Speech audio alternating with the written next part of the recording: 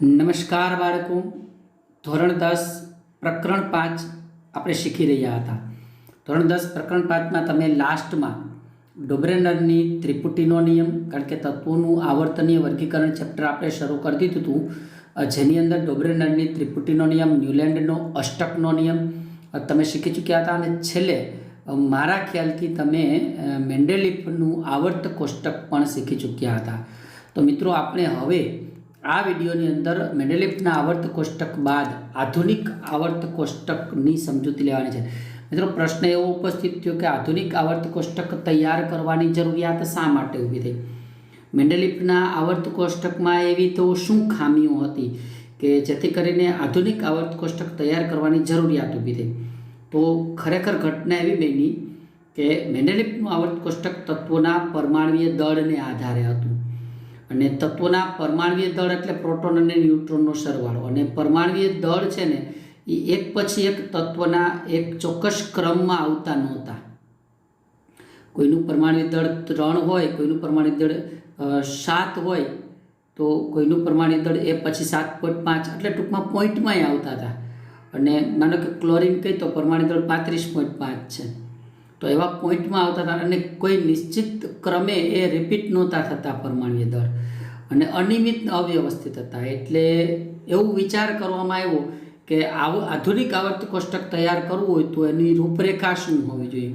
તો મિત્રો, આજે આપણે આ પ્રશ્ન શીખીશું: આધુનિક આવર્ત કોષ્ટક વિશે સામાન્ય માહિતી આપો. તો મેં કીધું એમ, ઈસવીસન 1913માં એક ઘટના એવી બની કે હેનરી મોસલે નામના વૈજ્ઞાનિકે તત્વોના પરમાણ્વીય દળ કરતાં તત્વોના પરમાણ્વીય ક્રમાંકની શોધ કરી. એટલે એવું નક્કી કરવામાં આવ્યું કે આવર્ત કોષ્ટક પરમાણ્વીય ક્રમાંકને આધારે તૈયાર કરવું. જો મુદ્દો આપ્યો છે, ખાસ વાંચો. ઈસવીસન 1913માં હેનરી મોસલે દર્શાવ્યું કે તત્વના પરમાણ્વીય દળની સરખામણીએ એના પરમાણ્વીય ક્રમાંક વધુ આધારભૂત ગુણધર્મ છે. તમને ખબર છે પરમાણ્વીય ક્રમાંક એટલે શું? પરમાણુમાં અથવા તત્વમાં રહેલા પ્રોટોન કે ઇલેક્ટ્રોનની સંખ્યા છે એ તત્વનો પરમાણ્વીય ક્રમાંક દર્શાવે છે. એટલે આધુનિક આવર્ત કોષ્ટક પ્રોટોન કે ઇલેક્ટ્રોનની સંખ્યાને આધારે બનાવવાનું નક્કી થયું. એ પરમાણ્વીય ક્રમાંકને આધારે બનાવવાનું નક્કી થયું. પરમાણ્વીય ક્રમાંકમાં ફાયદો એ હતો કે એક તત્વથી બીજા તત્વ તરફ જાઓ એટલે પરમાણ્વીય ક્રમાંક ક્રમશઃ એક અંકથી જ વધે. પરમાણ્વીય ક્રમાંક છે એક અંકથી જ વધારે. હાઇડ્રોજનનો પરમાણ્વીય ક્રમાંક 1, તો હિલિયમનો 2, તો લિથિયમનો 3, બેરેલિયમનો 4, એક અંક જ વધે. જ્યારે પરમાણ્વીય દળમાં એવું હતું નહીં.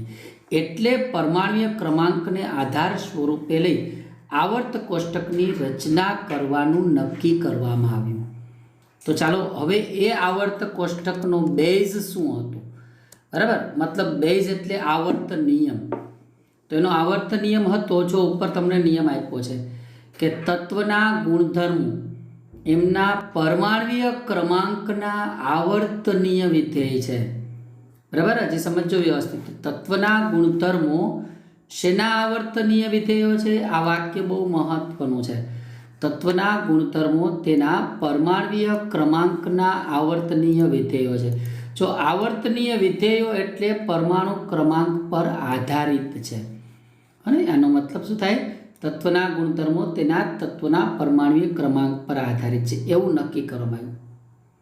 હવે પાછો પ્રશ્ન થાય કે પરમાણ્વીય ક્રમાંક એટલે વળી શું?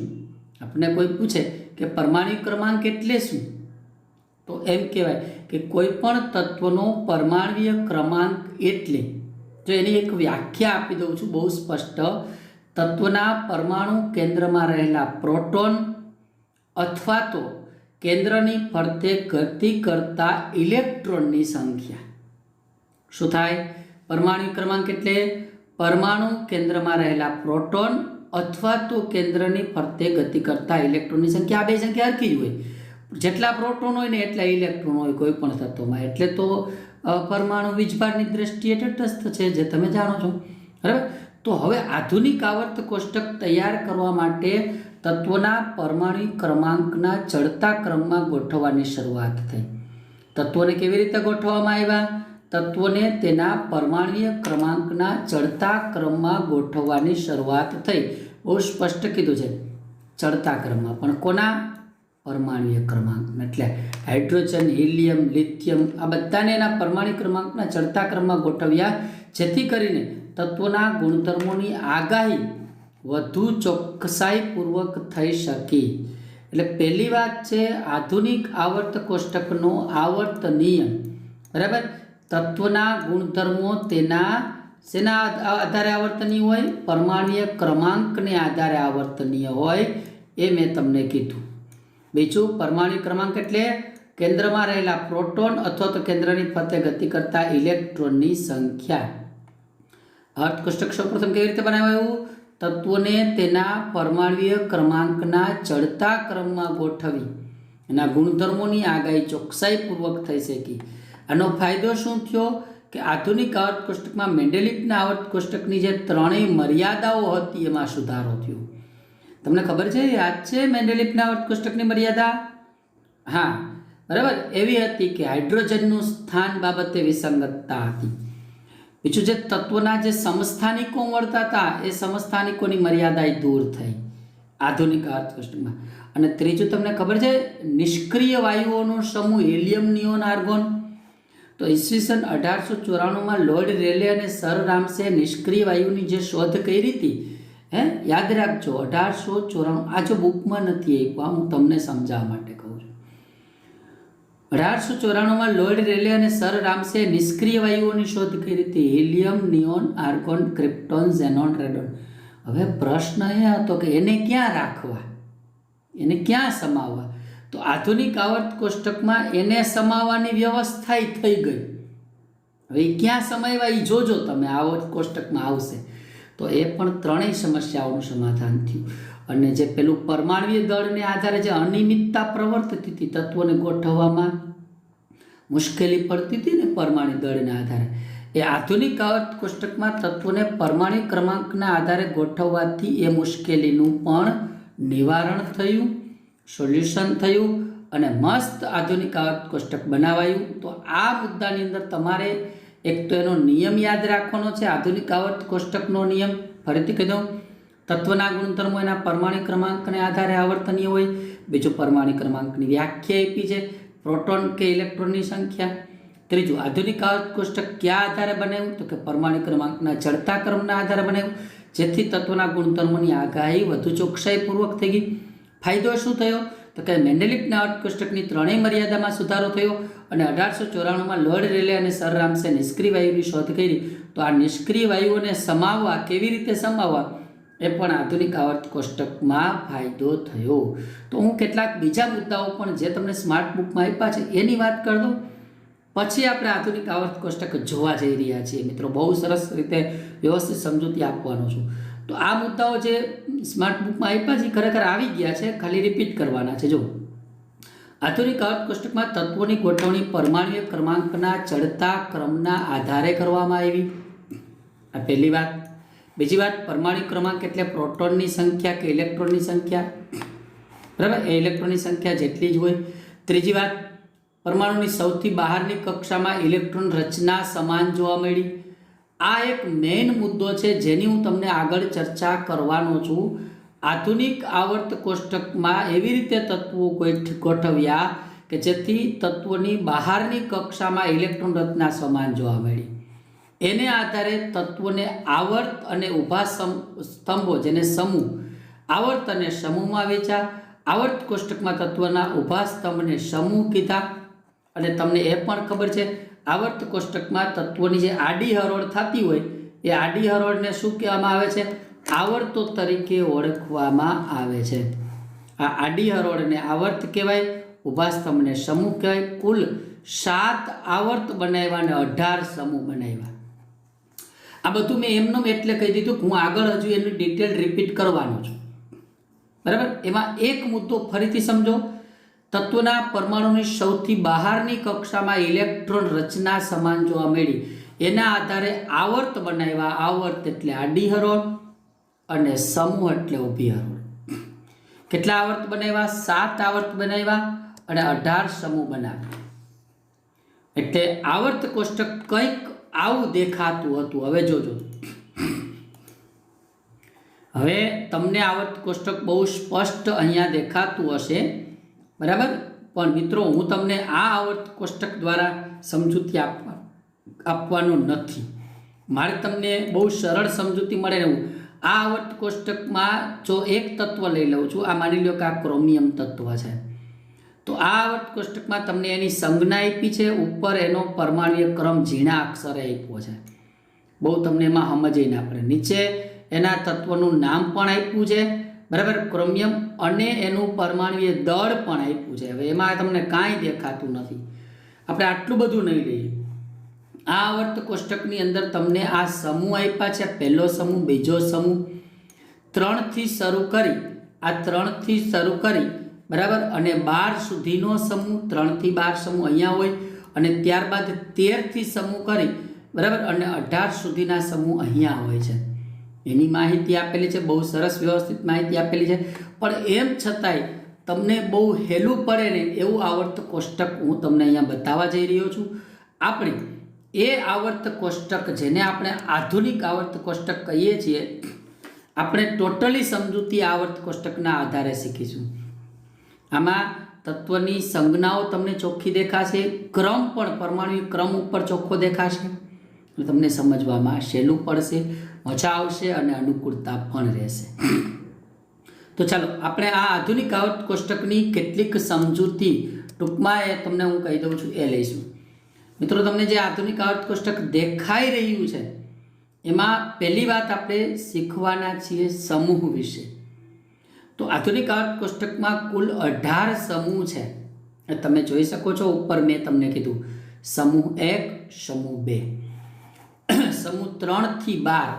અહીંયા આ જે છે ત્યાં ત્રીજો સમૂહ અને 12મા સમૂહ સુધી હોય. અહીંયા સમૂહ 13થી 18, આ 13થી શરૂ થાય અને અહીંયા 18 સુધી હોય. આ આધુનિક આવર્ત કોષ્ટકનું શરૂઆતનું માળખું મેં તમને કીધું. આપણે સમૂહો વિશે ડિટેલમાં શીખવાના છીએ. દરેક તત્વ વિશે વાત કરવી છે, બધા તત્વોની નહીં, પણ જેટલા તત્વોની વાત કરવાની છે એ હું તમને સમજૂતી આપીશ. પણ આધુનિક આવર્ત કોષ્ટકમાં એક વધારાનો મુદ્દો બાળકો હું તમને સમજાવું છું, જે પણ પાઠ્યપુસ્તકમાં નથી. એ નેક્સ્ટ પોઈન્ટમાં આપણે શીખીશું. આધુનિક આવર્ત કોષ્ટકના વિભાગ છે. સમૂહ પ્રમાણે મિત્રો આધુનિક આવર્ત કોષ્ટકના 4 વિભાગો પાડ્યા છે. બુકમાં નથી, આ લખી લેજો, નોટ કરી લેજો. આવર્ત કોષ્ટકમાં હું બતાવીશ તમને. S, P, D અને F ટોટલ 4 વિભાગો છે આધુનિક આવર્ત કોષ્ટકના. મેં તમને કહ્યું એ પ્રમાણે કેટલા વિભાગો છે? 4 વિભાગો છે. તો આપણે આ વાત કરીએ વિભાગ S છે, હું વાત તમને કરું છું, બરાબર. એ સમૂહ 1 અને 2 થી બનેલો છે ને, એ વિભાગ S. વિભાગ P જે છે એ સમૂહ 13 થી 18, હું બતાવીશ તમને, પાછો આવર્ત કોષ્ટકમાં નીચે બતાવીશ ત્યારે કહી દઉં. 13 થી 18 હોય ને P વિભાગ કહેવાય, બરાબર. અને ડી વિભાગની અંદર સમૂહ 3 થી 12, તમને વચ્ચે મેં તમને વિભાગ બતાવ્યો હતો, એ વિભાગ 3 થી 12 નો ડી વિભાગ કહેવાય. અને સૌથી નીચે જે 2 આવર્તો તમને આપેલી છે એનો વિભાગ છે એફ વિભાગ કહેવાય. સૌથી નીચેના આવર્તના તત્વો ધરાવતો વિભાગ. 4 વિભાગ હોય, S, P, D અને F. એ આધુનિક આવર્ત કોષ્ટકની અંદર કેવો હોય છે એ હું તમને અહીંયા પાછું આવર્ત કોષ્ટક છે એમાં બતાવી દઉં છું. એનો જો ઉપર લખાતું જ હશે સમૂહ 1 અને 2. 1 અને 2 એટલે S વિભાગ થાય. જોઈ લો, આ સમૂહ 1 અને 2 નો આખો આ જે પટ્ટો આવે ને, આખો આ પટ્ટો એ S વિભાગ કહેવાય, વિભાગ S, બરાબર. આ વિભાગ S. હવે આ સમૂહ 13 થી 18 જે આવ્યો ને બાળકો, 13 થી 18 એ P વિભાગ કહેવાય, ઉપર આ P વિભાગ. સમૂહ 3 થી 12, અહીં 3 થી શરૂ થયો છે, બરાબર, અને અહીં સુધીનો 12 સુધીનો આ જે વિભાગ આવે છે ને, એ ડી વિભાગ તરીકે ઓળખવામાં આવે છે. અહીંયા લખી દીધું છે. અને હવે નીચે તમે જુઓ, સૌથી નીચે આવેલા આવર્તના તત્વો, એટલે આ 2 આવર્તના તત્વો, આ જે વિભાગ છે ને એને એફ વિભાગ કહેવાય છે. એફ વિભાગના તત્વો કહેવાય છે. પાઠ્યપુસ્તકમાં આની કોઈ માહિતી નથી, મેં સમજાવવા માટે આપેલી છે. એટલે પહેલો મુદ્દો આવર્ત કોષ્ટકના વિભાગો. હવે આપણે મેઇન પ્રશ્ન જે પાઠ્યપુસ્તકનો અગત્યનો પ્રશ્ન કે મુદ્દો છે એ શીખવા જઈ રહ્યા છીએ. એ છે આધુનિક આવર્ત કોષ્ટકમાં સમૂહો વિશે સમજૂતી. આ મેઇન પ્રશ્ન, અગત્યનો પ્રશ્ન, સમૂહો વિશે બહુ સ્પષ્ટ સમજૂતી હું તમને આધુનિક આવર્ત કોષ્ટકમાં આપી રહ્યો છું. તો બાળકો, તમે એક નાનકડી વાત તો શીખી ચૂક્યા છો કે આધુનિક આવર્ત કોષ્ટકમાં ઊભી હરોળને સમૂહ કહેવાય. આધુનિક આવર્ત કોષ્ટકમાં કુલ 18 સમૂહો રાખવામાં આવ્યા હતા. કેટલા સમૂહ રાખ્યા હતા? 18. હવે મહત્વનો મુદ્દો યાદ રાખજો કે એક સમૂહમાં ઉપરથી નીચે તરફ જાઓ એમ પરમાણ્વીય ક્રમાંક વધે. એ તો ફાઇનલ છે કે સમૂહમાં ઉપરથી નીચે તરફ જાઓ પરમાણ્વીય ક્રમાંક વધે, પરંતુ એક જ સમૂહમાં રહેલા દરેક તત્વની બાહ્યતમ કક્ષામાં ઇલેક્ટ્રોનની સંખ્યા સમાન રહે છે. આ મુદ્દો એક અગત્યનો મુદ્દો છે, ખાસ યાદ રાખજો. બહુ સ્પષ્ટપણે સમજાવું છું. સમૂહમાં ઉપરથી નીચે તરફ જતા પરમાણ્વીય ક્રમાંક વધે, એ તો વધે જ, પણ એક સમૂહમાં રહેલા દરેક તત્વની બાહ્યતમ કક્ષામાં ઇલેક્ટ્રોનની સંખ્યા સમાન રહે છે અને એ છેલ્લી કક્ષાના ઇલેક્ટ્રોન એની સંયોજકતા દર્શાવે છે. હું તમને ઉદાહરણ સાથે બાજુમાં એ આવર્ત કોષ્ટકનો સ્તંભ લઈને સમજાવવાનો છું, એટલે એની ચિંતા નહીં કરતા. પહેલી વાત, બરાબર. હાલો આપણે એનું ઉદાહરણ લઈ લઈએ. બરાબર. દાખલા તરીકે સમૂહ 1માં રહેલા તત્વોની બાહ્યતમ કક્ષામાં 1 ઇલેક્ટ્રોન અને સમૂહ 2માં રહેલા તત્વોની બાહ્યતમ કક્ષામાં 2 ઇલેક્ટ્રોન હોય. આ મેં તમને આપેલું ઉદાહરણ છે, એક્ઝામ્પલ છે. એને સમજાવવા જો હું આધુનિક આવર્ત કોષ્ટકનો પહેલો અને બીજો સમૂહ ઉપાડી લઉં છું, બરાબર, એ અહીંયા મૂકું છું, જોઈ લો. આ આધુનિક આવર્ત કોષ્ટકનો સમૂહ 1 અને બાજુમાં સમૂહ 2 છે. પહેલા આપણે સમૂહ 1ની વાત કરીશું. જો તમને દેખાય છે hydrogen, lithium, sodium, potassium, rubidium. નામ લખવું હોય તો યાદ રાખવું, લખી લેજો. પોટેશિયમ સુધી તો તમને ખબર હોય, પણ આ રૂબિડિયમ, પછી સીઝિયમ અને પછી ફ્રાન્સિયમ. ચલો, કોઈ આપણને પ્રશ્ન પૂછે પહેલા સમૂહના તત્વોના નામ આપો, તો hydrogen, lithium, sodium, potassium, rubidium, caesium અને ફ્રાન્સિયમ, આ બધા જે છે એ પહેલા સમૂહના તત્વો છે.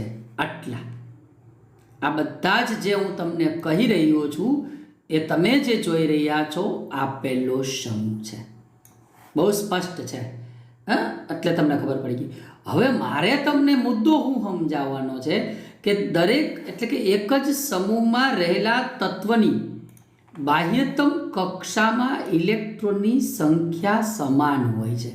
મારે તમને આ મુદ્દો સમજાવવો છે અને એ વાત આપણે પહેલા સમૂહની કરવાની છે. પહેલા સમૂહમાં દરેક તત્વની બાહ્યતમ કક્ષામાં 1 ઇલેક્ટ્રોન રહેલો છે. મિત્રો, આ પહેલા સમૂહને આલ્કલી ધાતુ સમૂહ કહેવાય છે. સમૂહ 1ને શું કહેવાય છે? આલ્કલી ધાતુ સમૂહ.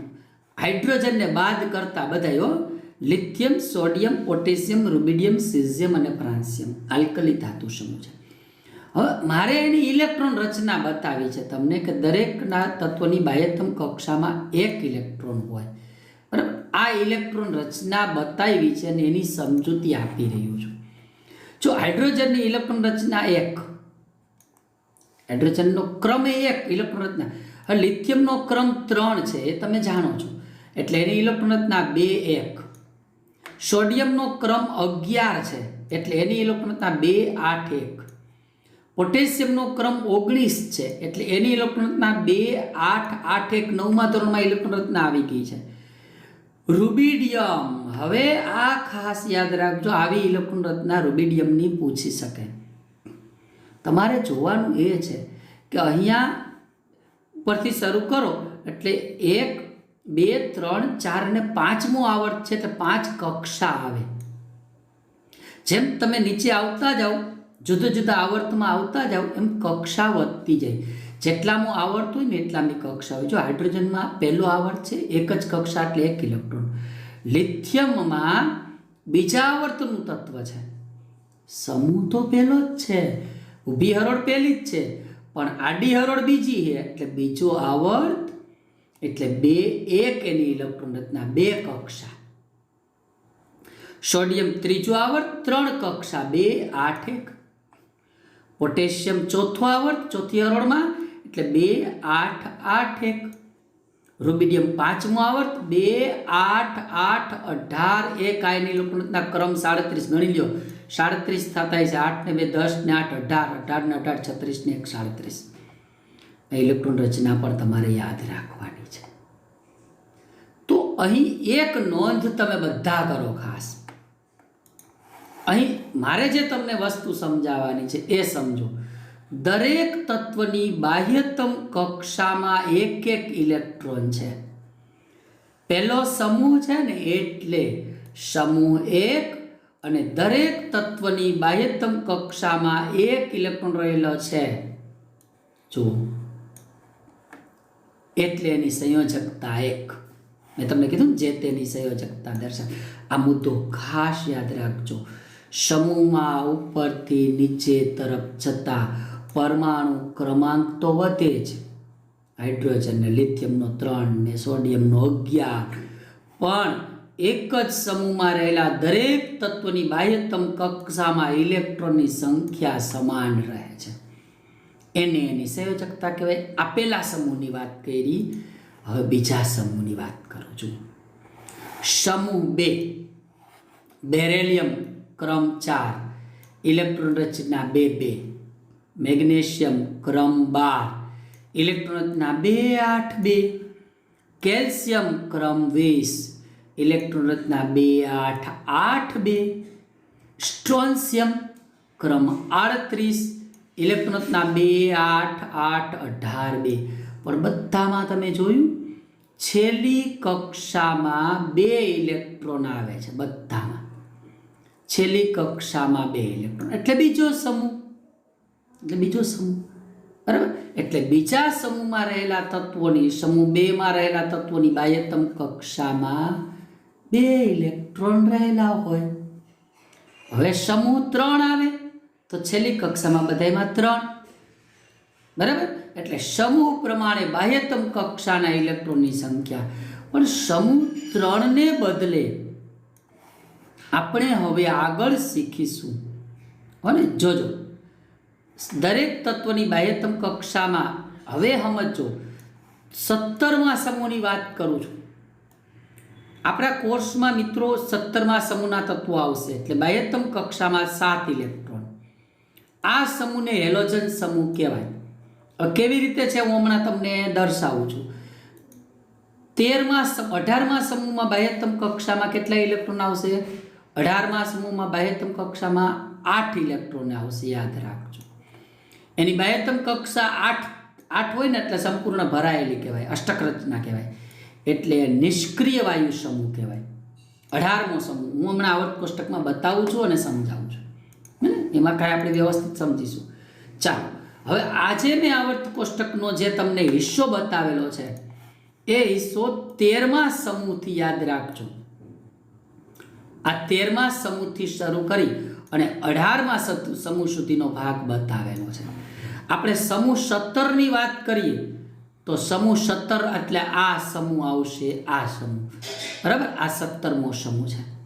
Fluorine, chlorine, bromine, iodine, એન્ટોનિયમ. આ જે સમૂહ છે 17મો સમૂહ. પછી આ બાજુનો આ જે સમૂહ છે helium, neon, argon, krypton, xenon અને રેડોન, એ 18મો સમૂહ છે. હવે આપણે એની ઇલેક્ટ્રોન રચનાની ચર્ચા કરીશું. 13થી શરૂ કરી 13મા સમૂહથી શરૂ કરી 18મા સમૂહ સુધીના બધા તત્વોની બાહ્યતમ કક્ષાની ઇલેક્ટ્રોન રચનાની ચર્ચા કરીશું. ઓમાં કેમ કીધું હતું? પહેલા સમૂહમાં દરેકની બાહ્યતમ કક્ષામાં કેટલા ઇલેક્ટ્રોન આવતા હતા? 1 ઇલેક્ટ્રોન. બીજા સમૂહમાં બાહ્યતમ કક્ષામાં 2. તો મિત્રો હવે ધ્યાન રાખજો.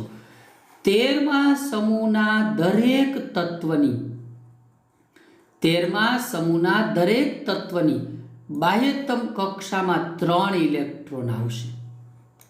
આ 14મો સમૂહ છે.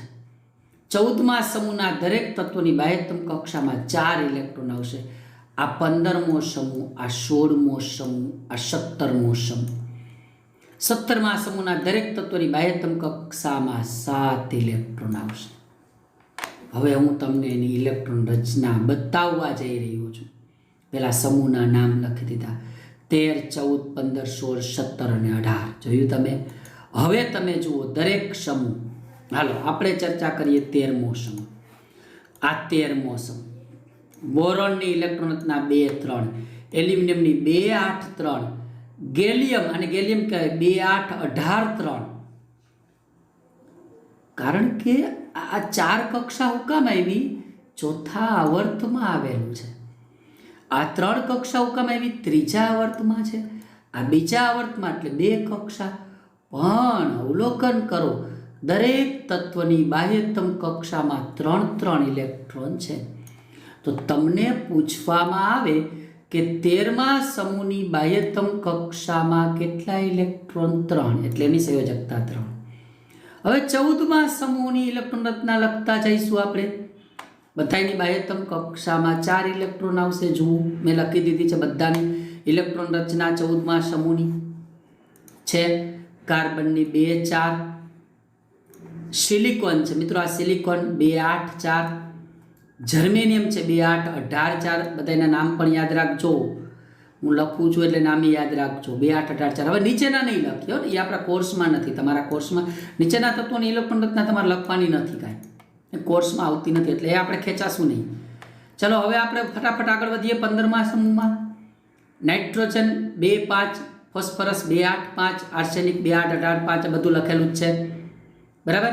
એવી રીતે ઓક્સિજન 16મા સમૂહમાં 2, 6, સલ્ફર 2, 8, 6, સેલેનિયમ 2, 8, 18, 6, સેલેનિયમ 2, 8, 18, 6. તો તમારે ઓબ્ઝર્વેશન કરતું જવાનું છે. જેટલામો સમૂહ છે, અહીં 15મો સમૂહ છે, તો બાહ્યતમ કક્ષામાં 5 ઇલેક્ટ્રોન છે. 14મા સમૂહની બાહ્યતમ કક્ષામાં 4 ઇલેક્ટ્રોન છે, હને? 17મો સમૂહ હશે તો બાહ્યતમ કક્ષામાં કેટલા આવશે? હવે તમે મને નહીં કહી શકો. હા, 7 ઇલેક્ટ્રોન આવશે. 18મા સમૂહમાં બધામાં 8 ઇલેક્ટ્રોન આવશે. બાહ્યતમ કક્ષામાં જોતા જાઓ. મેં ઇલેક્ટ્રોન રચના લખી દીધી છે. એ ઇલેક્ટ્રોન રચના તમારે યાદ રાખવાની છે. Fluorine 2, 7, chlorine 2, 8, 7, bromine 2, 8, 18, 7. હવે રીતે 18મા સમૂહમાં હિલિયમ, નિયોન, આર્ગોન, ક્રિપ્ટોનની ઇલેક્ટ્રોન રચના લખી દઉં છું બાજુમાં. હિલિયમની તો 2 હોય જ, કદાચ નથી લખેલી, મારી ભૂલ થઈ ગઈ છે. નિયોનની 2, 8, આર્ગોન 2, 8, 8, ક્રિપ્ટોન 2, 8, 18 અને 8. અહીંથી જોતા જાઓ. જો આ આવર્તમાં જુઓ તમે 2, 8, 18, 3, પછી 2, 8, 18, 4. એક એક ઇલેક્ટ્રોન ઉમેરાતો જાય. 2, 8, 18, 5 એ આવર્તોની સમજૂતીમાં આવશે. 2, 8, 18, 6, 2, 8, 18, 7, 2, 8, 18, 8. એવું અહીંયા જુઓ 2, 8, 3, 2, 8, 4, 2, 8, 5, 2, 8, 6, 2, 8, 7, 2, 8, 8. બાહ્યતમ કક્ષામાં એક ઇલેક્ટ્રોન વધતો જાય. એ આવર્તની ટૂંક નોંધમાં આવશે. અત્યારે હું માહિતી આપું છું સમૂહમાં તમારે આ જોવાનું છે. એક સમૂહમાં રહેલા દરેક તત્વોની બાહ્યતમ કક્ષામાં ઇલેક્ટ્રોનની સંખ્યા સમાન હોય. તો આ મેં તમને સમૂહો વિશેની માહિતી આપી. આ સમૂહોની ઇલેક્ટ્રોન રચનાની વાત અગાઉ કરી દીધી છે, પાછી રિપીટ કરું. હજી સમજો. એક જ આ તમને હે ને સ્માર્ટ બુકમાં આપેલો મુદ્દો છે. એક જ સમૂહમાં રહેલા તત્વોની સંયોજકતા કક્ષા એટલે બાહ્યતમ કક્ષા. ની ઇલેક્ટ્રોન રચના સમાન હોય. શીખી ગયા તમે. એક સમૂહમાં હાઇડ્રોજનથી તમે હેલા જાઓ. પહેલો સમૂહ લ્યો તો બધાની બાહ્યતમ કક્ષામાં 1, બીજો સમૂહ લ્યો તો બધાની બાહ્યતમ કક્ષામાં 2, 13મો સમૂહ લ્યો તો બધાની બાહ્યતમ કક્ષામાં 3, 14મો સમૂહ લ્યો તો બધાની બાહ્યતમ કક્ષામાં 4. આમ બાહ્યતમ કક્ષા એ ઇલેક્ટ્રોનની સંખ્યા, એના ગુણધર્મો પણ સમાન હોય. એક સમૂહમાં રહેલા તત્વોના ગુણધર્મો કેવા હોય? સમાન હોય. પહેલા સમૂહમાં હાઇડ્રોજનને બાદ કરો, પછી lithium, sodium, potassium, rubidium, caesium બધા ધાતુ તત્વો છે. બધાની સંયોજકતા +1 છે. એનો ગુણધર્મ સમાન છે. એટલે જો સમૂહ 1ની વાત કરી છે ને, આલ્કલી ધાતુના તત્વોની સંયોજકતા કક્ષાની ઇલેક્ટ્રોન રચના 1 છે. એ જો હું તમને કોષ્ટક જે સ્માર્ટ બુકમાં આપેલું છે બતાવું કે પરમાણ્વિક ક્રમાંક 1 હાઇડ્રોજન ઇલેક્ટ્રોન રચના 1, લિથિયમ પરમાણુ ક્રમાંક 3, મેં બધું સમજાવી દીધું. 2 1, સોડિયમ 2 8 1, પોટેશિયમ 2 8 8 1. બાહ્યતમ કક્ષામાં બધામાં ઇલેક્ટ્રોન કેવા હોય? સમાન, બધે 1 1 છે. જો બરાબર, એટલે એના ગુણધર્મો પણ સમાન હોય. એક જ સમૂહમાં રહેલા તત્વોની બાહ્યતમ કક્ષામાં ઇલેક્ટ્રોનની સંખ્યા સમાન હોવાથી તેના ગુણધર્મો પણ સમાન હોય. આ મુદ્દો ઉપરનો યાદ રાખજો. આ મિત્રો સમૂહો વિશેની વાત પૂરી થાય. આધુનિક આવર્ત કોષ્ટકમાં સમૂહો વિશેની વાત પૂરી થાય. જેટલું મેં સમૂહોથી ચાલુ કર્યું બધું લખી લેવાનું. હવે વાત કરીશું આવર્તો. કાંઈ નથી. આધુનિક આવર્ત કોષ્ટકમાં આડી હરોળને આવર્ત કહેવાય. આધુનિક આવર્ત કોષ્ટકમાં મિત્રો કુલ 7 આવર્તો છે. હું બતાવીશ તમને આવર્ત કોષ્ટક સાથે. કેટલી આવર્તો છે? 7. પણ એની કેટલીક માહિતીઓ પહેલાં જોઈ લ્યો, પછી આપણે કોષ્ટક સાથે શીખીશું. પહેલા આવર્તમાં 2 તત્વો હોય, હાઇડ્રોજન અને હિલિયમ. હું આવર્ત કોષ્ટક સાથે બતાવીશ. બીજા આવર્તમાં 8 8 તત્વો, બીજા અને ત્રીજા આવર્તમાં 8 8 તત્વો હોય. હવે આડી હરોળ જોવાની છે આપણે. 8 8 તત્વો હોય. ચોથા અને પાંચમા આવર્તમાં 18 18 તત્વો હોય. છઠ્ઠા આવર્તમાં 32 તત્વો હોય. 18 એક લાઈનમાં હમાઈ જાય. 32 હોય, 18 એક લાઈનમાં હમાઈ જાય, કારણ કે 18 સમૂહ છે એટલે 18 હમાઈ જાય. બાકીના 14 વધશે ને નીચેના વિભાગમાં હોય. બરાબર, એટલે 32 તત્વો ટોટલ હોય. હવે આવર્તમાં તત્વોની ઇલેક્ટ્રોન રચના વિશેની એક માહિતી ખાલી યાદ રાખી લ્યો તમે, કે આવર્તમાં તત્વોની ઇલેક્ટ્રોન રચના કેવી હોય. મિત્રો, આવર્તનો જેટલામો ક્રમ હોય, પહેલો આવર્ત હોય ને એટલે પહેલો ક્રમ એટલે એમાં 1 ઇલેક્ટ્રોન કક્ષા હોય. બરાબર, 1 ઇલેક્ટ્રોન કક્ષા આપણે n વડે દર્શાવીશું. બરાબર, અને જે કેન્દ્રથી છેલ્લી કક્ષાનો ક્રમ એ ગણી શકાય. બરાબર, છેલ્લી કક્ષાનો ક્રમ આપણે માની લ્યો કે આવર્ત કોષ્ટકની અંદર કોઈ પણ કક્ષામાં મહત્તમ ઇલેક્ટ્રોનની સંખ્યા એક સૂત્રથી જાણી શકાય, 2n². ચલો માનો કે આપણે આવર્ત કોષ્ટક માટે ક્રમ લઈએ અહીંયા કે 2n² છે. n બરાબર 1 લઈ લ્યો તો પહેલા આવર્તમાં કેટલા તત્વો છે એની તમને ખબર પડી જાય. 2 1નો વર્ગ, 1નો વર્ગ કેટલો થાય તો કે 1 બરાબર, જોજો વ્યવસ્થિત સાંભળજો, 2 ગુણ્યા 1 એટલે 2 × 2 થશે. તો પહેલા આવર્તમાં 2 તત્વો હોય એવું તમને અગાઉ કહી દીધું હતું. હવે બીજું આવર્ત લેતા હોય n બરાબર 2 તો 2નો વર્ગ એટલે 4, 4 દૂ 8, બીજા આવર્તમાં 8 તત્વો હોય. પણ કોઈ પણ કક્ષા, માનો કે તમે પહેલા આવર્તનું કે બીજા આવર્તનું કોઈ તત્વ લીધું હોય તો એની કેટલી કક્ષા હોય ને કેટલા તત્વો હમાય એ હું તમને નેક્સ્ટ છે મુદ્દાની અંદર તમને સમજાવું છું. જો નીચે તમને એક કોષ્ટક આપ્યું છે કે ભાઈ પહેલો આવર્ત, બરાબર, તો આપણે પહેલા આવર્તની કક્ષાને એક કક્ષા હોય એટલે k એવું નામ આપી દઈશું. બરાબર, બીજી કક્ષાને l નામ આપશું. જો 2 કક્ષા હોય તો k અને l, ત્રીજી કક્ષાને m નામ આપશું. એટલે 3 કક્ષા હોય તો k l m, હું તમને મુદ્દામાં આગળ કહીશ. 4 કક્ષા હોય ચોથી કક્ષાને n નામ આપીશું. બરાબર, k l m n. હવે તમે જુઓ જે પહેલી કક્ષા હાઇડ્રોજન અને હિલિયમ તો કેટલા તત્વો છે? 2. બરાબર, બીજી કક્ષા એલમાં, બરાબર, આ બીજા આવર્તમાં લિથિયમથી નિયોન સુધી છે, તમે જોજો આવર્ત કોષ્ટક હમણાં બતાવું છું, 8 તત્વો. સોડિયમથી આર્ગોન સુધી ત્રીજા આવર્તમાં 8 તત્વો. પોટેશિયમથી ક્રિપ્ટોન સુધીના કેટલા તત્વો થયા? 18 તત્વો. બરાબર, આજે મેં માહિતી આપી છે એને વિગતવાર હવે આપણે આવર્ત કોષ્ટક સાથે શીખીશું. રેડી? ચાલો, હવે એ માટે તમારી સામે આવર્ત કોષ્ટક આવી ચૂક્યું છે. આવર્તના જે કાંઈ પણ મુદ્દાઓ છે એ આવર્ત પહેલી, બીજી, ત્રીજી, ચોથી આવર્ત હું તમને બતાવું છું, બાજુમાં તમે જોઈ શકો છો. ચાલો, પહેલું આવર્ત, કયા કયા તત્વો છે પહેલા આવર્તમાં? પહેલી લીટીમાં હાઇડ્રોજન અને હિલિયમ છે ને, તમે અહીંથી જોઈ શકો છો. આ હેલું પડશે સમજાવું. જો હાઇડ્રોજન અને આ હિલિયમ. હાલો, બીજું આવર્ત, તો બીજા આવર્તમાં લિથિયમ અને બેરેલિયમથી શરૂ કરો. બરાબર, બોરોનથી નિયોન સુધીના ટોટલ 8 તત્વો થશે. ત્રીજું આવર્ત સોડિયમ અને મેગ્નેશિયમથી શરૂ કરો, એલ્યુમિનિયમથી આર્ગોન સુધીના 8 તત્વો થશે ત્રીજા આવર્તમાં. બરાબર, તો આ જે આપણે 2n² સૂત્રની વાત કરી તે મુજબ આવર્તમાં તત્વોની ઇલેક્ટ્રોનની ગોઠવણી જાણી શકાય છે, પણ એ સૂત્ર છે ને બધે લાગુ નથી પડતું, એ બાહ્યતમ કક્ષાની ઇલેક્ટ્રોન રચના માટે લાગુ પડે છે, બરાબર? એટલે એના માટે જોજો. હાલો, ચોથા આવર્તમાં તમે જુઓ 18 તત્વો છે.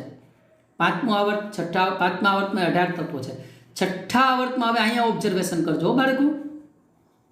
છઠ્ઠા આવર્તમાં મેં તમને કીધું 32 તત્વો છે, તો આ લાઈનમાં તો 18 હમાય.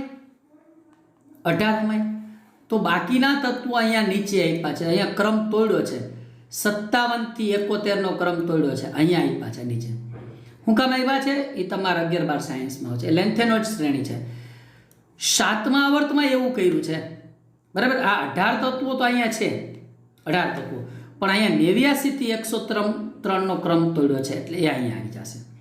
બાકીના 14 તત્વો છે એ અહીંયા છે. તો આવી રીતે આવર્ત કોષ્ટકમાં આવર્તો વિશેની મેં તમને શરૂઆતની માહિતી આપી, હજી ઘણી માહિતી આપવી છે. ચાલો હવે એ જો આધુનિક આવર્ત કોષ્ટકમાં હવે જોજો, અને ખાસ એક જ આવર્તમાં ડાબી બાજુથી જમણી બાજુ તરફ જતા પરમાણુ ક્રમાંક ક્રમશઃ 1 અંકથી વધે, આ એની વિશેષતા છે, બરાબર? હું આવર્ત કોષ્ટક સાથે વિશેષતા તમને સમજાવીશ ને હમણાં. હાલો, પહેલા આવર્તને 1 કક્ષા K, બીજા આવર્તમાં 2 કક્ષા KL, ત્રીજા આવર્તમાં 3 કક્ષા KLM અને ચોથા આવર્તમાં 4 કક્ષા KLMN હોય છે. એને જોવા માટે નીચે હું તમને 4 આવર્તવાળું આવર્ત કોષ્ટક તમને અહીંયા કહી રહ્યો છું, તમારે એમાં ધ્યાન દેવાનું છે. હાલો, પહેલો મુદ્દો સમજીએ. ડાબી બાજુથી જમણી બાજુ તરફ જતા પરમાણુ ક્રમાંક ક્રમશઃ 1 અંકથી વધે. જો હજી આ લિથિયમ છે 3, તો બેરેલિયમ 4. આમ ડાબી બાજુથી જમણી બાજુ તરફ જાઓ, આ બોરોન 5, 1 અંકથી જ વધતો જાય છે. અને છેલ્લી કક્ષામાં 1 ઇલેક્ટ્રોન જ વધશે. હમણાં હું ઇલેક્ટ્રોન રચના લખી દઉં, બરાબર? છેલ્લી કક્ષામાં શું વધશે? 1 ઇલેક્ટ્રોન વધશે. જુઓ, ચાલો, ઇલેક્ટ્રોન રચના, બરાબર? આ હાઇડ્રોજનમાં 1, હિલિયમમાં 2 ઇલેક્ટ્રોન રચના લખી દીધી છે, ને જોતા જાજો વ્યવસ્થિત. હવે લિથિયમથી હું નિયોન સુધીની ઇલેક્ટ્રોન રચના લખું છું. જુઓ, લિથિયમ 2 1, બેરેલિયમ 2 2, બોરોન 2 3, કાર્બન 2 4. તમે જોયું, છેલ્લી કક્ષામાં 1 ઇલેક્ટ્રોન વધે છે. જુઓ, 1 3, પછી આ 4, પછી 5, પછી આ 6, પછી આ 7, બધાની બાહ્યતમ કક્ષામાં ક્રમશઃ, જો અહીં લખી દીધું ઉપર મુદ્દો, બાહ્યતમ કક્ષામાં 1 ઇલેક્ટ્રોન વધતા જાય છે. આ છે ને હાઇડ્રોજન લીધું ને, એક જ કક્ષા હોય K. હવે આ લિથિયમ લીધું, 2 કક્ષા છે K અને L. પહેલી કક્ષાને K કયો, બીજી કક્ષાને L, KL. ચાલો હવે નીચે ત્રીજા આવર્તમાં જઈએ. સોડિયમથી શરૂ કરી મેં અહીંયા 281, મેગ્નેશિયમ 282, બરાબર? એલ્યુમિનિયમ 283, સિલિકોન 284, 285, 286, 287, 288, 3 કક્ષા થઈ KLM. આ પહેલી હોય ને એ K, બીજી M અને ત્રીજી N. KLM 3 કક્ષા હોય. આ ત્રીજો આવર્ત થયો 8 તત્વો વાળો. ચોથો આવર્ત છે, બરાબર? હવે એ બધાની ઇલેક્ટ્રોન રચના મેં લખી દીધી છે. હાવ ટોટલી બધાની નથી લખાણી, પણ જોઈ લેજો. 2 8 8 1, પોટેશિયમ કેલ્શિયમ 2 8 8 2.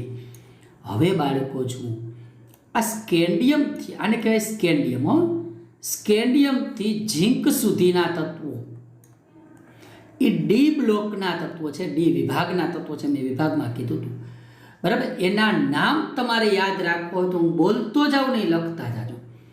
એની શોર્ટકટ કી નીચે આપી છે, શોર્ટકટ કી આપી છે. એને કેમ યાદ રાખવા? એ સ્કેટિવેક્રો મે આ કોનિકોઝી. હા, જોજો, સાંભળજો. સ્કે એટલે સ્કેન્ડિયમ, ટી એટલે ટિટેનિયમ, વે એટલે વેલેડિયમ, ક્રો એટલે ક્રોમિયમ, મે એટલે મેંગેનીઝ, આ એટલે આયર્ન, પાછું કો આવ્યું છે, ઓલું ક્રો હતું, આ કો આવ્યું છે. કો એટલે કોબાલ્ટ, ની એટલે નિકલ, કો એટલે કોપર, પાછું કો આવ્યું કોપર, અને જી એટલે ઝીંક. સ્કેટિવેક્રો મે આ કોનિકોઝી. આ 21 થી 30 નો ક્રમ યાદ રાખવાની શોર્ટકટ કી છે. એની ઇલેક્ટ્રોન રચના અત્યારે યાદ નહીં રાખતા, એ તમારે નથી આવતી, પણ એના પછીના તત્વોની ઇલેક્ટ્રોન રચના આવે છે. બરાબર. એ અહીંયા મેં આપી છે ગેલિયમની 2 8 18 3, જર્મેનિયમ 2 8 18 4, આર્સેનિક મેં નથી આપી, તમે લખી લેજો 2 8 18 5, સેલેનિયમ 2 8 18 6, બ્રોમિન 2 8 18 7 એ આપીશ પાછી, અને ક્રિપ્ટોન 2 8 18 8. આટલા તત્વોની ઇલેક્ટ્રોન રચના પાકી કરજો. કાંઈની સિમ્પલ વાત. એક જ આવર્તમાં ડાબી બાજુથી જમણી બાજુ તરફ જાઓ, પરમાણુ ક્રમાંક ક્રમશઃ 1 અંકથી વધે, બાહ્યતમ કક્ષામાં 1 1 ઇલેક્ટ્રોન વધે. પહેલા આવર્તમાં 1 કક્ષા K, બીજા આવર્તમાં 2 કક્ષા Kl, ત્રીજા આવર્તમાં 3 કક્ષા Klm, ચોથા આવર્તમાં 4 કક્ષા Klmn. આટલું યાદ રાખવાનું છે. આ થઈ આધુનિક આવર્ત કોષ્ટકમાં આવર્તો વિશેની સમજૂતી. હજુ એક બાબત શીખીએ આપણે. ચાલો હવે આધુનિક આવર્ત કોષ્ટકમાં કેટલાક તત્વો વાકી ચૂકી રેખામાં આવેલા છે. હું અહીં દોરતો જાઉં છું. ઝિગઝેગ રેખા કહેવાય. જુઓ, boron, silicon, germanium, arsenic, antimony Sb, tellurium Te, polonium. આ તમે જોયું 2 વખત ઝેડ થયો. પાછો દોરું. આ 2 વખત ઝેડ થયો, જોયું? આ ઝેડ વળી પાછો આ ઝેડ, એટલે એને ઝિગઝેગ રેખા કહેવાય, વાકી ચૂકી રેખા. આ બધા તત્વો કેવા છે? ઝિગઝેગ રેખામાં આવેલા તત્વો કેવા છે? અર્ધધાતુ તત્વો. આ માહિતી તમને છેલ્લા પ્રશ્નમાં આપેલી છે. આ પાઠનો છેલ્લે જે પ્રશ્ન છે ને અર્ધધાતુ તત્વોનો, એમાં આપેલી છે. જુઓ, આવર્ત કોષ્ટકમાં કેટલાક તત્વો ઝિગઝેગ રેખા, વાકી ચૂકી રેખા હેઠળ આવેલા છે. આવા તત્વો ધાતુ અને અધાતુને જુદા પાડે. તમે જુઓ, આ ઝિગઝેગ રેખા થઈ ને બચ્ચાઓ, આ ઝિગઝેગ રેખા, એની આ બાજુના બધાય ધાતુ, આ બધાય ધાતુ. આ ઝિગઝેગ રેખાની આ બાજુના બધાય અધાતુ, એટલા બધા અધાતુ. અને આની નહીં ગણતા હો, આ નિષ્ક્રિય વાયુઓ છે, એ જુદા, એ નિષ્ક્રિય વાયુ છે. બરાબર. હવે અર્ધધાતુ તત્વોને મેટેલોઇડ પણ કહેવાય. એના નામ આપ્યા છે બોરોન, સિલિકોન, જર્મેનિયમ.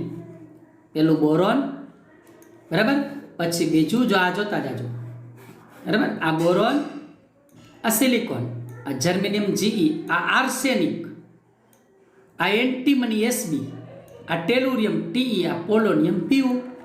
આ ક્રમમાં આપેલા છે. મિત્રો, આધુનિક આવર્ત કોષ્ટકમાં અર્ધધાતુ તત્વો આ જરૂર નહોતી, તોય મેં તમને આપી દીધું છે, કેમ કે તમને સમજવામાં હેલું પડે. હવે આ ટોપિકમાં એક છેલ્લો મુદ્દો ભણાવી દઉં એટલે આપણે આ વિડીયો પૂરો કરી શકીશું. છેલ્લો મુદ્દો જુઓ. આધુનિક આવર્ત કોષ્ટકમાં તત્વોનું સ્થાન કેવી રીતે નક્કી કરશો? આવર્ત કોષ્ટકમાં સ્થાન કેવી રીતે નક્કી કરશો? હું શોર્ટકટ બહુ સરસ વ્યવસ્થિત આપું છું. પહેલાં તમારે તત્વનું સ્થાન નક્કી કરવું હોય તો પહેલાં પરમાણુ ક્રમ નક્કી કરવાનો. હું નક્કી કરવાનો? પરમાણુ ક્રમ. ત્યારબાદ એની ઇલેક્ટ્રોન રચના ગોતી કાઢવાની. ક્રમ મળી જાય એટલે ઇલેક્ટ્રોન રચના મળી જાય. અને ઇલેક્ટ્રોન રચના મળી જાય એટલે એમાં જોવાનું કેટલી કક્ષા છે. ઇલેક્ટ્રોન રચનામાં જેટલી કક્ષા હોય તત્વ એટલામાં આવર્તમાં આવેલું હોય, યાદ રાખજો. હમણાં હું ઉદાહરણ આપીશ એટલે આવડી જશે, બાળકો ચિંતા નહીં કરતા. અને છેલ્લું, ઇલેક્ટ્રોન રચનાની બાહ્યતમ કક્ષામાં કેટલા ઇલેક્ટ્રોન છે. બાહ્યતમ કક્ષાના ઇલેક્ટ્રોન સંખ્યા પરથી સમૂહ નક્કી કરી શકશું આપણે. હાલો ઉદાહરણ આપું તો જ આવડશે. ચલો, મેગ્નેશિયમ. તમને ખબર છે બધાને? મેગ્નેશિયમ. હવે પહેલું કામ શું કરવાનું? હવે અહીં જોતા જાઓ, પરમાણુ ક્રમ નક્કી કરો. હાલો, મેગ્નેશિયમનો પરમાણુ ક્રમ કેટલામો? તો કે 12મો. બીજું કામ શું કરવાનું? એની ઇલેક્ટ્રોન રચના. ઇલેક્ટ્રોન રચના કેટલી? તો કે 2 8 2. હવે ઇલેક્ટ્રોન રચનામાં કેટલી કક્ષા છે તમે જોવો જી. 2 8 2 એટલે કક્ષા કેટલી થઈ? 3 કક્ષા. પહેલી કક્ષામાં 2, બીજીમાં 8 ને ત્રીજીમાં 2. તો 3 કક્ષા એટલે મેગ્નેશિયમ ત્રીજા આવર્તમાં આવેલું છે. જેટલી કક્ષા હોય તત્વ એટલા આવર્તમાં આવેલું હોય. સમજાણી મારી વાત? હાલો, હવે મેગ્નેશિયમની બાહ્યતમ કક્ષામાં કેટલા ઇલેક્ટ્રોન છે? 2. છેલ્લી કક્ષામાં કેટલા? 2. તો બીજો સમૂહ જો કક્ષા 3, બાહ્યતમ કક્ષામાં 2. તો હવે હું સ્થાન નીચે લખી દઉં છું, જોઈ લેજો. મેગ્નેશિયમ ત્રીજા આવર્તમાં, કારણ કે 3 કક્ષા, જેટલી કક્ષા એટલામું આવર્ત, એટલામું આવર્ત. અને બાહ્યતમ કક્ષામાં જેટલા ઇલેક્ટ્રોન હોય 2 ઇલેક્ટ્રોન, તો એટલામો સમૂહ. પણ બાળકો આની અંદર એક વાત તમારે જોવી પડશે. બાહ્યતમ કક્ષામાં જેટલા ઇલેક્ટ્રોન એના ઉપરથી સમૂહ આમે નક્કી થશે. જ્યારે કોઈ તત્વ 13મા સમૂહથી 18મા સમૂહમાં હોય ત્યારે બાહ્યતમ કક્ષામાં 3 ઇલેક્ટ્રોન તો તમારે 13મો સમૂહ કહેવો પડશે. એ એક તમારે ધ્યાન રાખવું પડશે. બાહ્યતમ કક્ષામાં 4 ઇલેક્ટ્રોન તો 14મો સમૂહ, બાહ્યતમ કક્ષામાં 5 ઇલેક્ટ્રોન તો 15મો સમૂહ, એવું આવશે. 1 ઇલેક્ટ્રોન હોય છેલ્લી કક્ષામાં તો પહેલો સમૂહ, 2 હોય તો બીજો સમૂહ, પણ 3 હોય તો 13મો સમૂહ, 4 હોય તો 14મો, 5 હોય તો 15મો, 6 હોય તો 16મો, 7 હોય તો 17મો સમૂહ અને 8 હોય તો 18મો સમૂહ. એ એક ધ્યાન રાખજો. બાકી બધું તમને આવડે એવું છે. હું બીજું ઉદાહરણ આપું છું. ચાલો, ક્લોરીન તત્વ. હવે ક્લોરીન તત્વ છે એનો ક્રમ ખબર છે તમને? ક્રમ ખબર હોવી જોઈએ. ઘણો આ ઈ લી બે બો કાના ઓપ્લો ની સોમે એસી ઓશ ક્લો 17. પરમાણુ ક્રમ 17. ઇલેક્ટ્રોન રચના કેટલી? 2 8 7. છેલ્લી કક્ષામાં કેટલા ઇલેક્ટ્રોન? 7. તો 17મો સમૂહ થઈ ગયો ફાઇનલ. 17મો સમૂહ. હવે કક્ષા કેટલી છે? 3 કક્ષા છે. જો 2 8 7. પહેલી કક્ષામાં 2, બીજીમાં 8, ત્રીજીમાં 7. 3 કક્ષા, બરાબર. એટલામું આવર્ત, જેટલી કક્ષા એટલામું આવર્ત. બાહ્યતમ કક્ષામાં 7 ઇલેક્ટ્રોન. હવે જોજો એનું સ્થાન લખ્યું છે, બરાબર. અહીં છે ને મેગ્નેશિયમ શબ્દ ખોટો લખાઈ ગયો છે, મિસ્ટેક છે, જોઈ નાખજો. ક્લોરીન આવશે. અને અહીં ક્લોરીન 3જા આવર્તમાં આવેલું છે અને 17મા સમૂહમાં આવેલું છે. આવર્ત કોષ્ટકમાં તત્વનું સ્થાન નક્કી કરવાનું છે બાળકો. સમજાણી મારી વાત? કેટલી કક્ષા? 3 કક્ષા તો 3જું આવર્ત. છેલ્લી કક્ષામાં 7 તો 17મો સમૂહ. રેડી? હાલો, એવું હજી 2 ઉદાહરણ આપું છું. હજી 2 આપું છું સમજવા માટે, એટલે આપણે છે ને પૂરું કરી શકીએ પછી. બરાબર? જુઓ, ચાલો. બરાબર? શું આપ્યું છે એ જોઈ લેજો વ્યવસ્થિત. કાર્બન તત્વ આપ્યું છે. પરમાણુ ક્રમાંક કેટલો? તો કે 6. ઇલેક્ટ્રોન રચના કેટલી? 2 4. હવે તમે મને કહી દો છે. હાલો જી, કાર્બન તત્વ કેટલામાં આવર્ત ને કેટલામાં સમૂહમાં હશે? વિચારો. કેટલી કક્ષા? 2. તો બીજા આવર્તમાં, તો 2 આવર્ત એટલે બીજા આવર્તમાં. છેલ્લી કક્ષામાં કેટલા? 4. તો 14મા સમૂહમાં. જો થઈ ગયું, બરાબર. અહીંયા એક મારી મિસ્ટેક બધે આવશે, કારણ કે કોપી પેસ્ટ થયેલું છે. મેગ્નેશિયમને બદલે પાછું અહીંયા કાર્બન કરી નાખજો. બીજા આવર્તમાં અને ચોથા સમૂહમાં. અને ચોથા સમૂહમાં ભૂલ થઈ ગઈ. ચાલો, શું આવશે? શું આવશે? 14મા સમૂહમાં. આ મારી ભૂલો સુધારતા જાજો. બીજું હું 14મા સમૂહમાં. શું કરવાનું? 14મા સમૂહ. રેડી? હાલો, કાંઈ વાત. હાલો, ત્યાર પછી છેલ્લું આપી દો એટલે આપણે વિડીયો પૂરો કરી શકશું પછી. બરાબર? ચાલો જોઈ લો. શું આપ્યું છે? ક્રિપ્ટોન. ક્રિપ્ટોન પરમાણુ ક્રમ કેટલામો? 36મો. ક્રમ યાદ રાખવો પડશે. 4 આવર્ત સુધીના તત્વોના ક્રમ યાદ રાખજો, પછીને 5મી 6ઠી ના કરતા. 4 આવર્ત સુધીની યાદ રાખજો. પરમાણુ ક્રમ કેટલામો? 36મો. ઇલેક્ટ્રોન રચના 2 8 18 8. મેં તમને કીધું તમારે પાકી કરવી પડશે. છેલ્લી કક્ષામાં 8. કક્ષા કેટલી? ટોટલ 4. પહેલી કક્ષામાં 2, બીજીમાં 8, ત્રીજીમાં 18 અને ચોથીમાં 8. 4 કક્ષા, બરાબર. બાહ્યતમ કક્ષામાં 8. હવે કહી દો જી સ્થાન આવર્ત કોષ્ટકમાં. 4 કક્ષા, ચોથો આવર્ત. છેલ્લી કક્ષામાં 8, 18મો સમૂહ. અહીંયા પણ પાછી ભૂલ છે, સુધારજો. મેગ્નેશિયમને બદલે ક્રિપ્ટોન કરી નાખજો. ચોથા આવર્તમાં એ સાચું. 18મા સમૂહમાં એ બી સાચું છે. વાંધો નથી એવું. તો આવી રીતે આવર્ત કોષ્ટકમાં તત્વોનું સ્થાન શોધી શકાય. મેં ઘણી બધી મિત્રો વધારાની વિગતો આની અંદર સમજાવી છે. હાઈ સ્ટેજ, લાસ્ટ સ્ટેજ સુધીનું લગભગ બધું જ આની અંદર મેં તમને સમજાવી દીધું છે આવર્ત કોષ્ટકમાં. હવે આપણે આવર્ત કોષ્ટકમાં તત્વોના આવર્તનીય ગુણધર્મો શીખીશું આવતા વિડીયોની અંદર. નેક્સ્ટ વિડીયોમાં આપણે આધુનિક આવર્ત કોષ્ટકમાં આવર્તનીય ગુણધર્મો વિશે ચર્ચા કરીશું.